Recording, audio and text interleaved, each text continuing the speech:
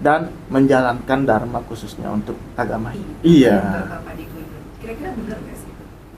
Hindu, terutama di Bhagavad Gita itu mengatakan bahwa orang yang telah meninggalkan segala keinginan duniawi, yang bebas dari rasa memiliki dan ego, dialah yang mencapai kedamaian. Masih belum bisa kayaknya, karena masih terikat dengan suami, dengan istri, dengan anak, apalagi generasi milenial dan generasi Z. Sangat membludak, yang sangat dibutuhkan oleh masyarakat. Tidak akan bisa generasi muda ini untuk meninggalkan teknologi ini gitu.